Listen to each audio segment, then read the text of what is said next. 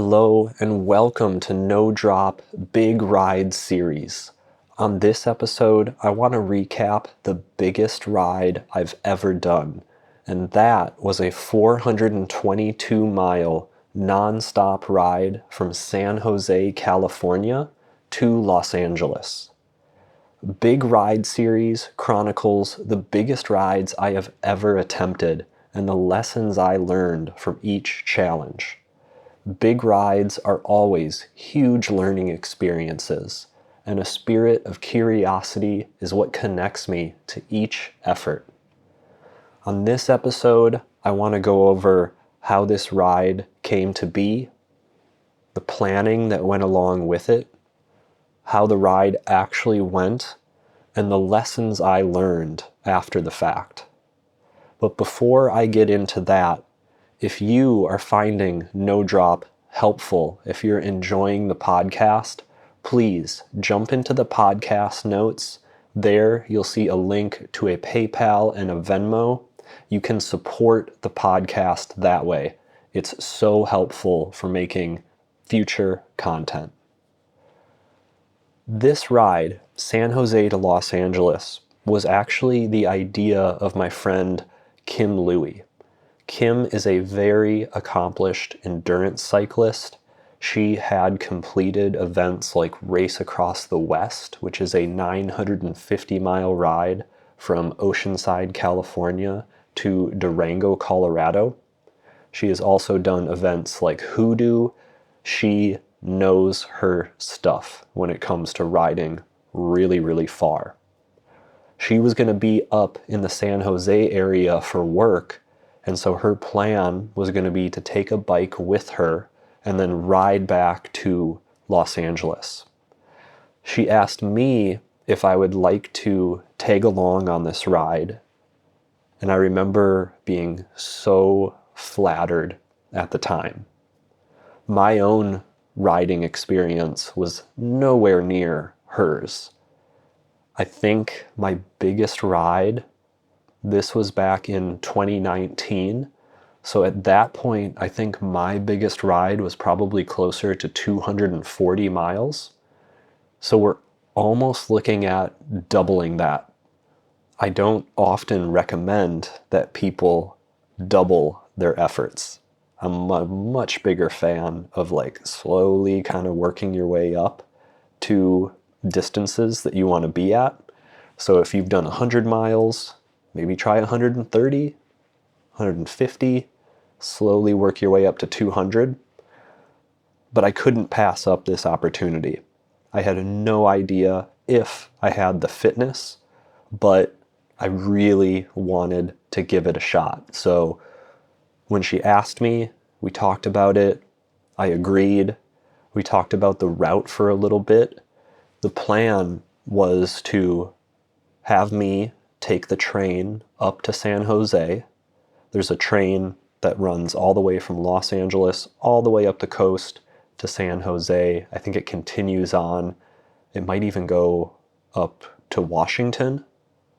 And then the plan was to ride south over the mountains or the hills or whatever is to the south of San Jose, and then essentially drop into the coast. And then from there, we're staying on the coast all the way down through Big Sur, all the way down to San Luis Obispo. At San Luis Obispo, you cut inland a little bit. You continue south down to Lompoc. And then from there, you're back on the coast, and you pretty much take that over to Santa Barbara all the way down the coast, and then you make your way back to Los Angeles. The route was going to be around 420 miles, 21,000 feet, and we had no idea how long it was going to take. But we knew that the plan was no camping, no hotels, so we were going to do this just straight through. After getting off the phone with Kim, I had a few weeks to prepare. My fitness was where it was at. I really couldn't look at improving my fitness drastically before this ride. my first thoughts are going to the things that I can control. And those are, how am I going to pack? And logistically, how am I going to prepare for this ride? I decided very early on that I was going to do this ride pretty loaded. So I was going to take a very large saddlebag. I was going to run a hydration pack. That hydration pack had extra storage. So I really wanted to have all of the tools, all of the clothing, all of the nutrition that I thought I needed to make this ride happen. So that way I can really just focus on riding the bike and hopefully be ready for just about anything else that might come up. One huge advantage I had going into this ride was I had a really, really good relationship with on the bike nutrition already at this point. And in hindsight, that was what made me successful in doing this route. I knew how to eat, I knew how to time it, I knew what to pack in order to keep myself nourished. One of the most helpful things that I took with me from a nutrition standpoint was I had just started using nutrition powder, meal replacement powders, before this ride. And meal replacement powders, if you think of kind of conventional on the bike performance nutrition products, those typically focus on carbohydrates alone. A lot of those mixes are only carbs and maybe some salt. Meal replacement powders can be really, really beneficial for long endurance efforts.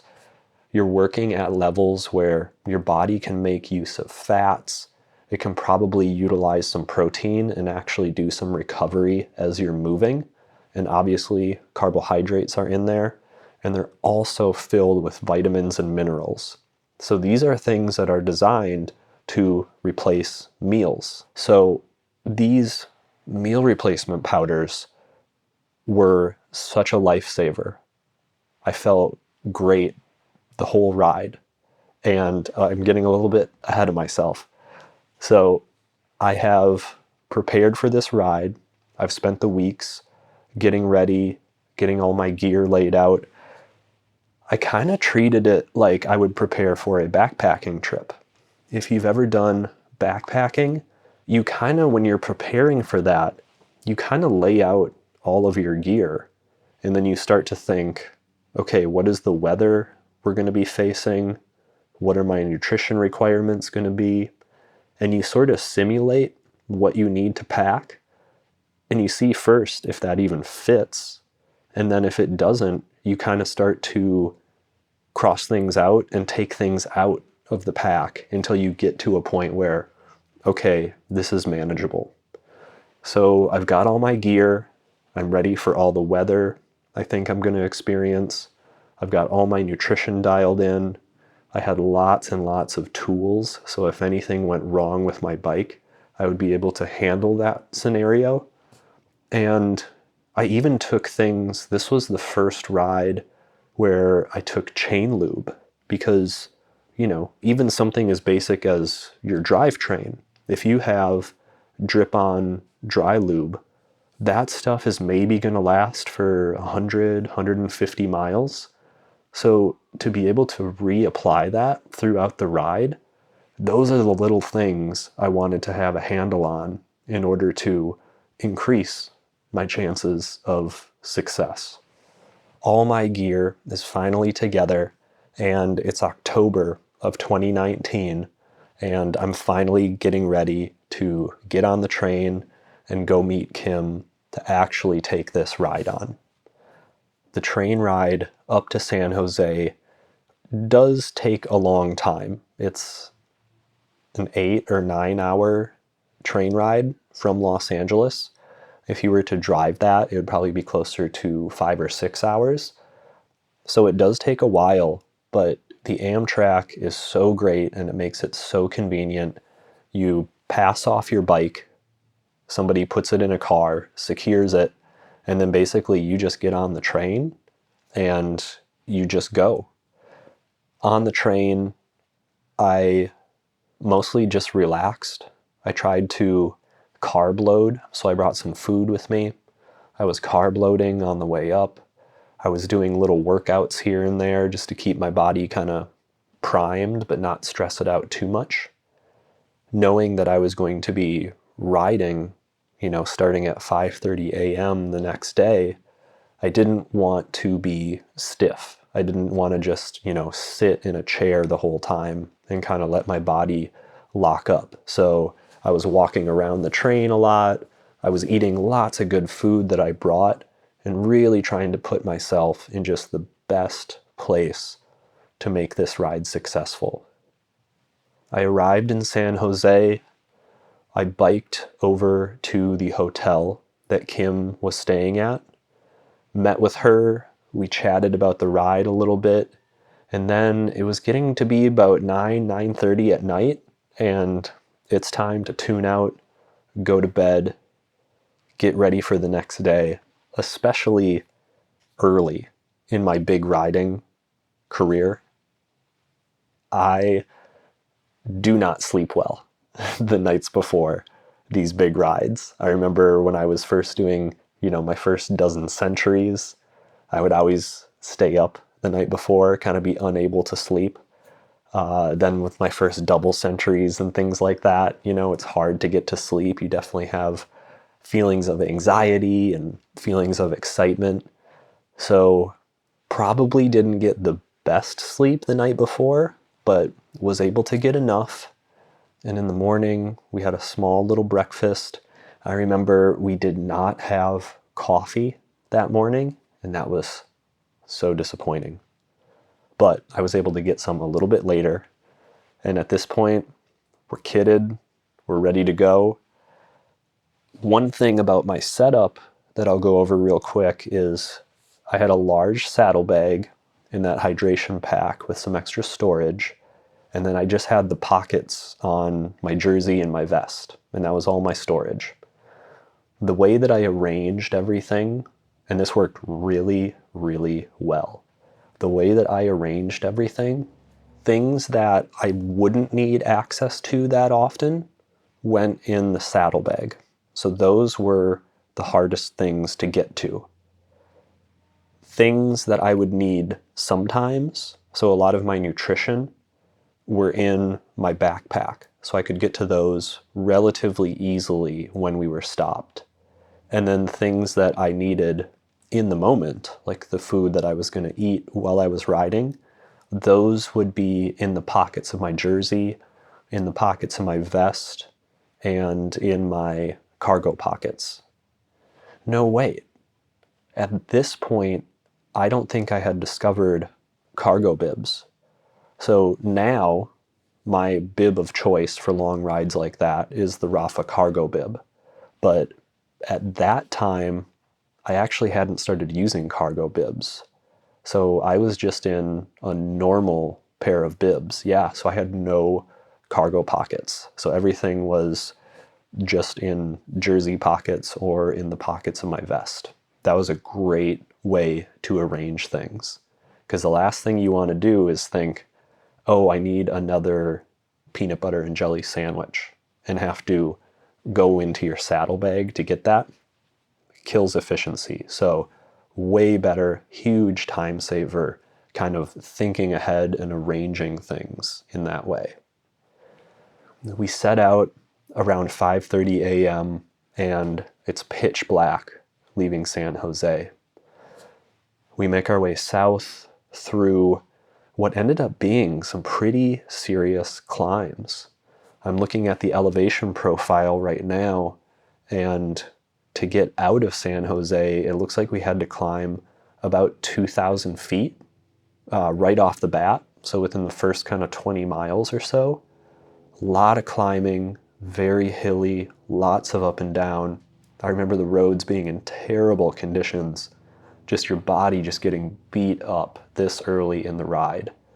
But we made it out, dropped down into Monterey on the coast, and then from there, we're basically on the coast the whole time, all the way down to San Luis Obispo, which San Luis Obispo is about 210 miles into this ride. So we have a double century to get to San Luis Obispo. If you ever have the opportunity to ride through Big Sur on the coast, you have to do it. It is so incredibly beautiful going through Big Sur. It is very remote. There is not a lot there, which from a riding perspective does make it challenging because you can't really bank on having stores, kind of like, at least like I'm used to riding around Los Angeles. However, it is stunning being that close to the ocean for, 150 miles is spectacular. The views are amazing. So right off the bat, this is just one of the most beautiful rides that I've ever done. And as we're getting to the southern end of Big Sur, we're starting to lose the sun. So we're seeing our first sunset over the ocean going into San Luis Obispo. The challenge with losing the sun when you're on the coast like that is the temperatures plummeted. And this is where I found out very early that the clothing I had was not going to cut it. I was in a long sleeve jersey with a vest, with a lightweight jacket over the top of that, and I was freezing, like barely able to control the bike because I'm shaking so hard. So we make it through, we get to San Luis Obispo. San Luis Obispo is kind of a little like college town, so there's lots of little restaurants, or we found a donut shop that kind of stay open, 24 hours a day, or at least very late into the night. So we found this donut shop and decided that we were going to stop there.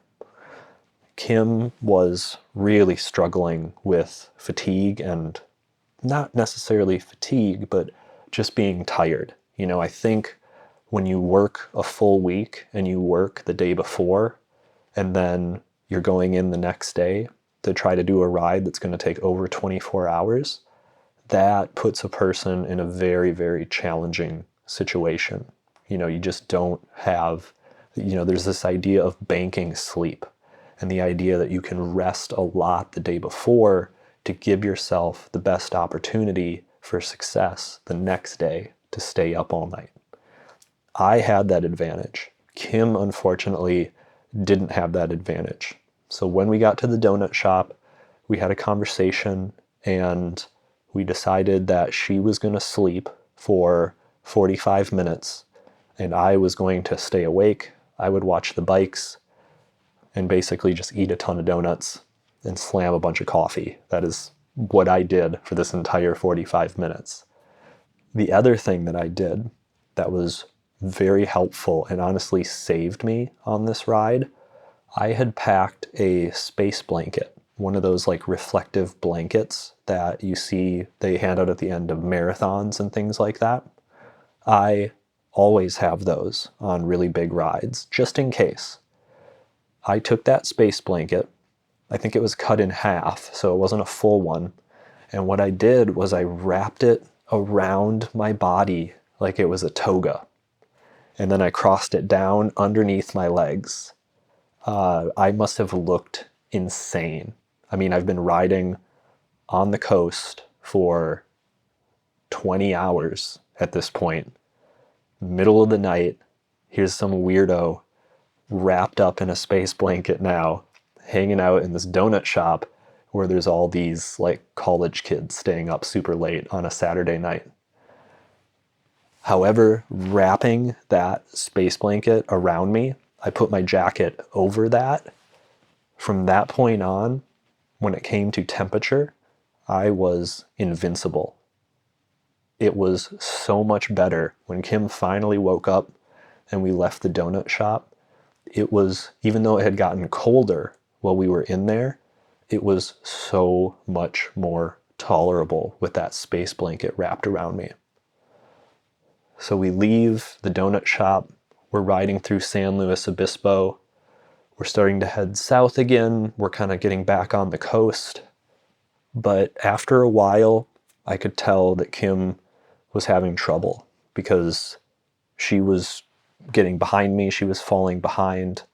I was kind of getting ahead, and then I would stop and I would wait for her. Eventually, we kept doing this for a couple hours, and eventually she made her way to me, and she finally told me that she didn't want to continue the ride at that point. She was just getting too tired, and it was taking too long. You know, we're probably 220 miles into the ride at that point.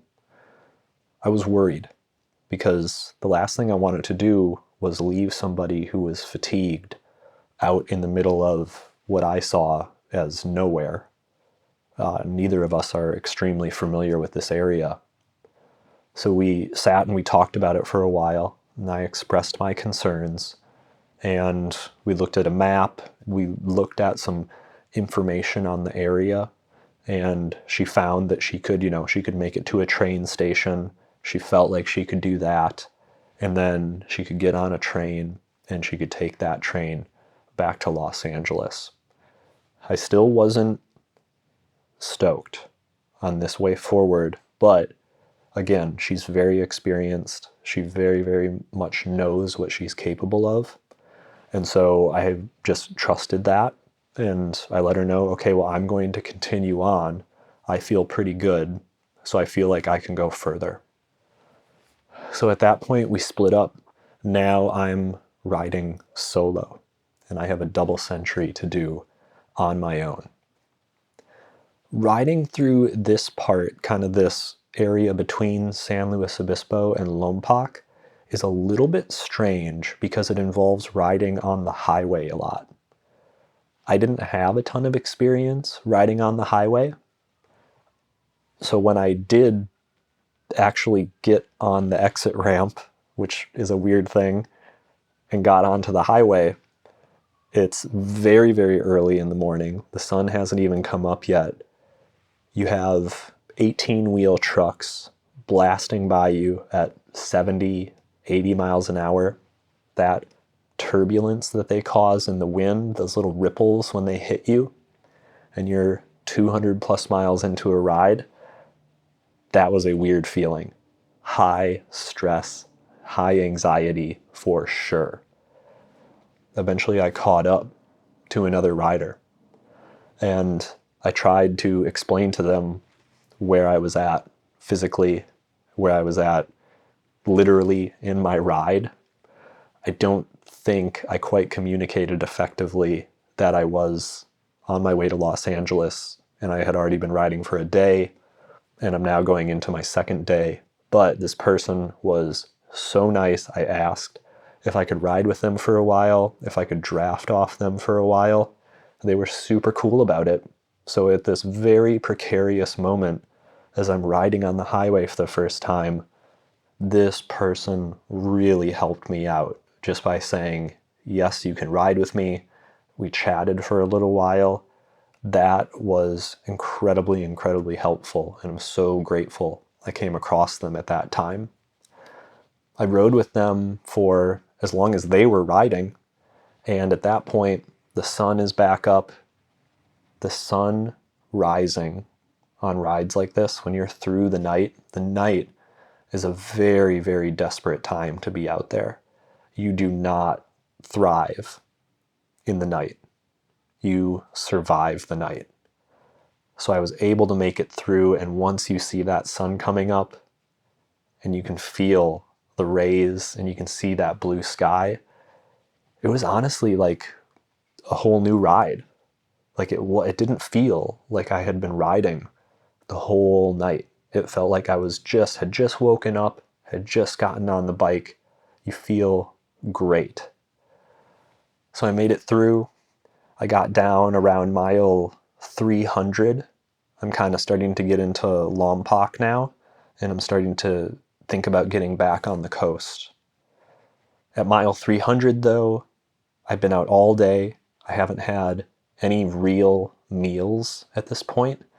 The only thing I had had was meal replacement powder. I had had some peanut butter and jelly sandwiches. I had had some rice bars. So I'm desperate for anything that resembles a meal. So I stopped and I got some fast food. I got a cheeseburger. I got a big order of fries. I got a huge soda. I just sat down and really, really enjoyed that. After I was done eating, I lubed up my chain. I kind of checked out my bike, make sure everything was good, make sure the tires were still looking good. And from there, made my way down back to the coast. Getting back on the coast was a huge boost because I have ridden to Santa Barbara from LA many times. So once I hit Santa Barbara, mentally I'm thinking, ride's over. You've only got 100 miles left. How hard could this be? Feeling great, feeling awesome. Maybe a little premature on the celebration, because as I did get closer to Santa Monica, I'm losing the sun again. The sun is setting for a second time. I had ridden through the night. I've done that many times at this point. I had never lost the sun twice.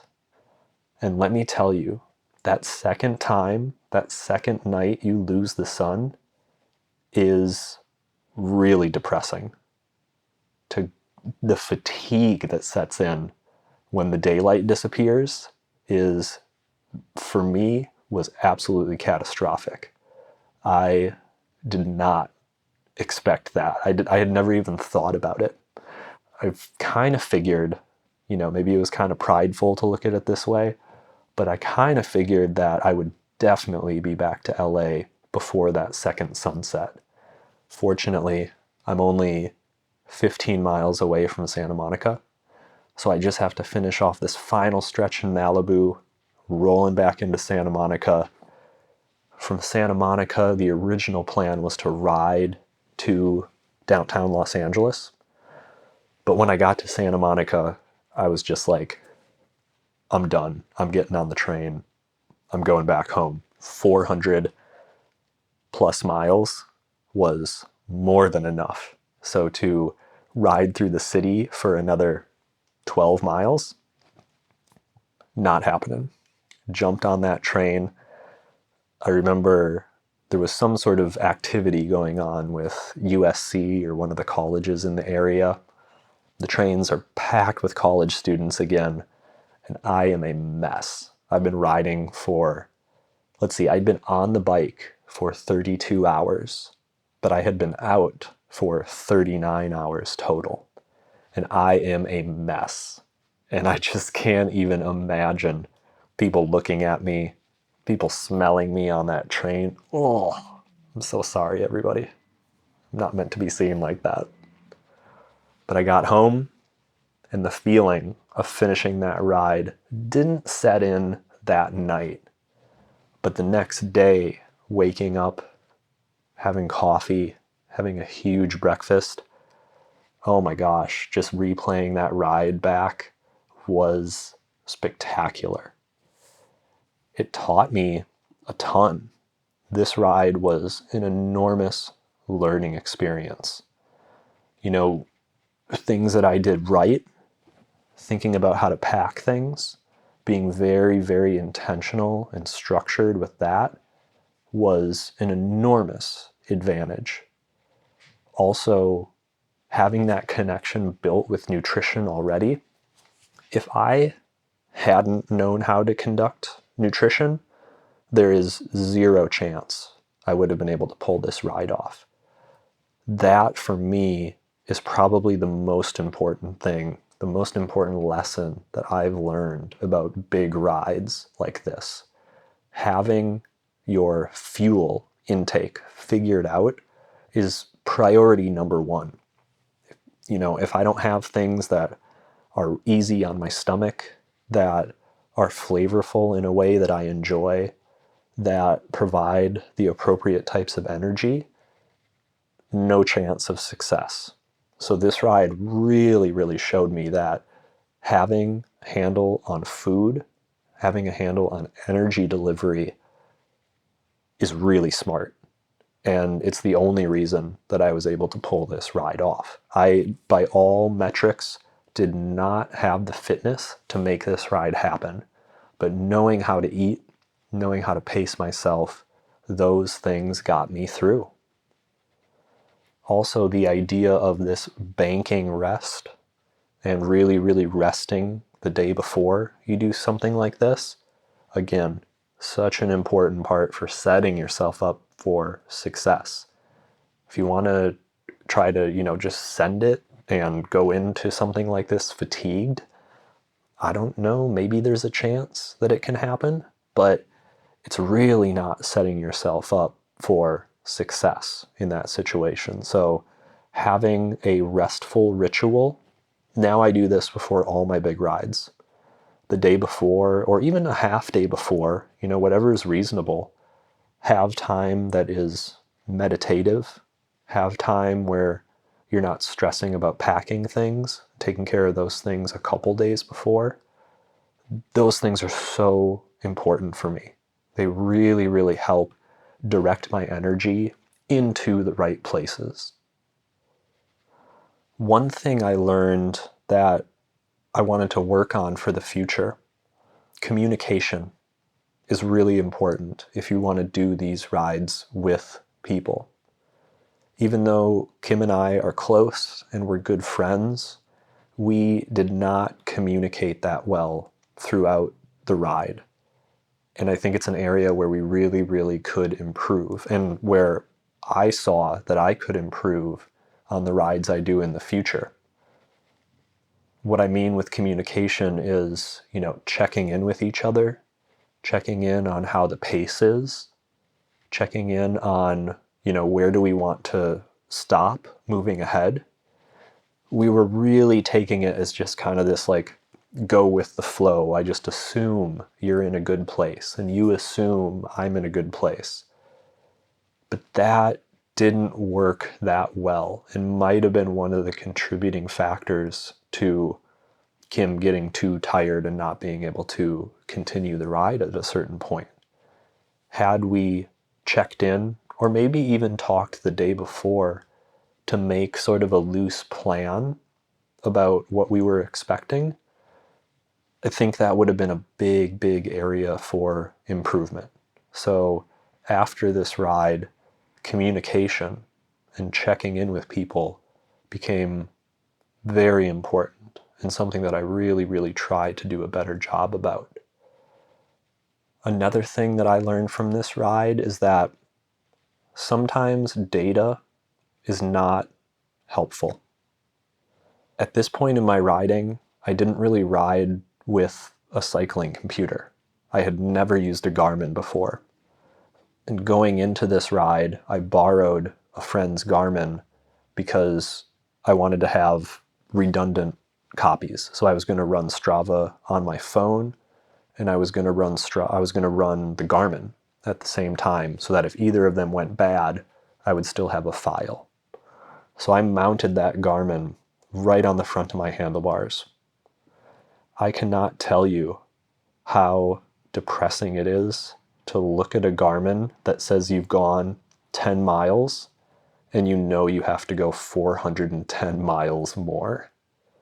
It feels like you're not making any progress.